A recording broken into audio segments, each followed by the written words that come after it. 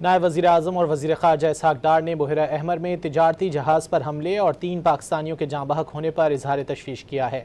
انہوں نے ریاض میں پاکستانی سفارت خانے کو جاں بحق پاکستانیوں کی میتیں وطن لانے کی ہدایت کر دی۔ نائب وزیر اعظم نے کہا کہ حملے میں ایک پاکستانی زخمی بھی ہوا۔ پاکستان واقعے کی مزید تفصیلات کے لیے سعودی حکام اور یمنی حکومت سے رابطے میں ہے۔ ایسے حملے بحری سلامتی اور تجارتی جہاز رانی کے لیے سنگین خطرہ اور بین الاقوامی قوانین کی خلاف ورزی ہیں۔ نائب وزیر اعظم نے حوثی حملے کی مذمت کی اور جاں بحق پاکستانیوں کے اہل خانہ سے اظہار تعزیت کیا۔